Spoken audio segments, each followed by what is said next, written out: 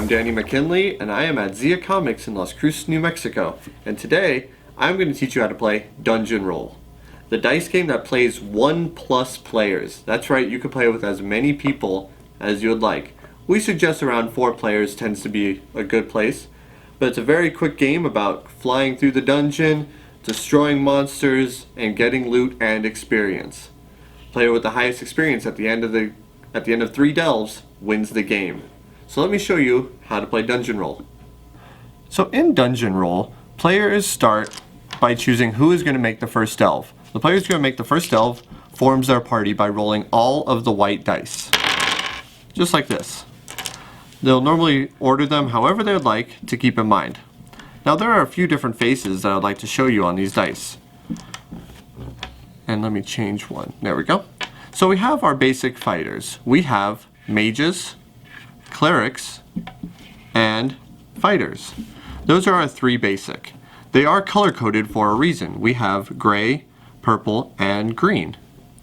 We also have what's called a champion, a thief, and a scroll. These are extra dice that I will show you their abilities here in a bit. Also, they're color-coded. This is more of a purple. I suppose the mage is a blue. I am colorblind. Yellow is champion, and orange is the scroll. After they've formed their party, like this, they will start by going into level 1 of the dungeon. There is a 10-sided dice right here that shows what level they are currently at. The level also shows how many dungeon dice they will be rolling. So in this, we rolled 1 skeleton. Now, any of the fighting dice, like a champion, a thief, or any of the 3 common ones, can destroy any 1 die of any kind. So a mage could discard this. However, if you notice, these are also color-coded as well. This is gray. We also have an ooze, which is blue, and we have a goblin, which is green. They match these colors because if there are more than 1 of a specific type that's rolled, let's say 2 skeletons, 1 cleric can take all of them. A champion is kind of like a wild hero. It can count as all of any of them. So if I don't have a cleric, I could actually use my champion.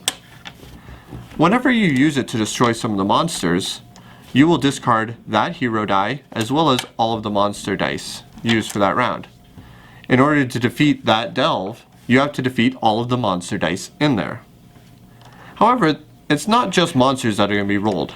There are also dragons, treasure chests, and potions. Any hero can take a potion and drink it, and it will turn him into any other face that he chooses. Let's say a thief. If there are multiple of these as well, let's say there are 2 potions. Remember how we said that they're color-coded? You could use a scroll, quaff all the potions, and then bring back that many hero dice. Once again, always changing it to whichever face you choose.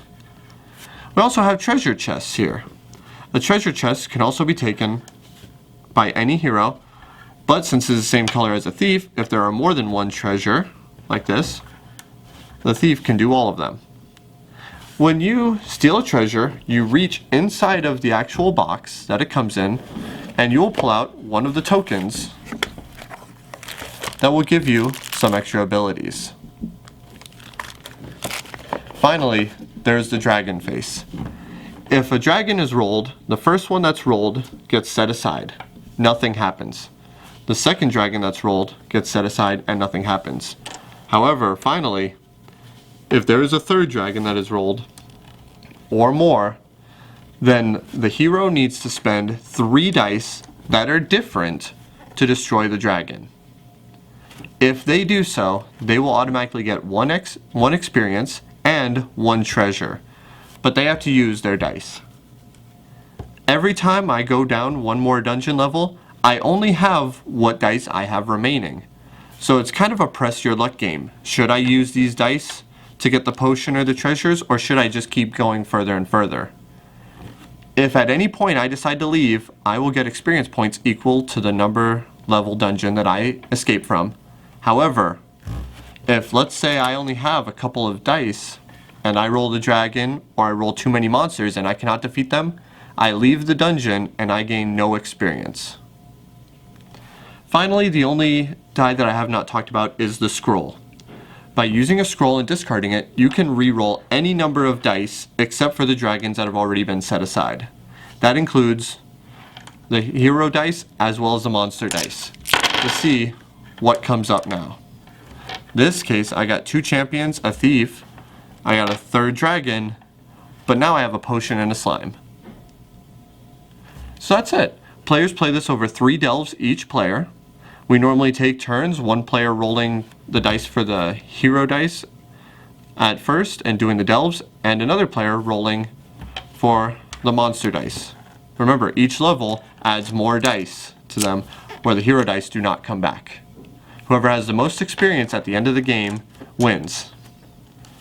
The base game also does come with a number of these hero cards that give you extra abilities.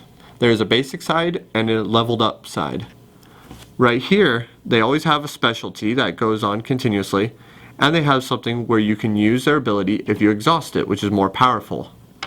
Once you gain 5 XP, all of these heroes are able to level up to the advanced side, which gives them even more power. And that's how you play Dungeon Roll.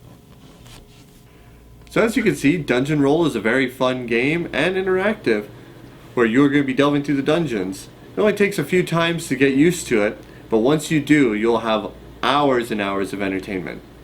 So if you're in Las Cruces, New Mexico, come on by Zia Comics and we'll be glad to show you how to play Dungeon Roll.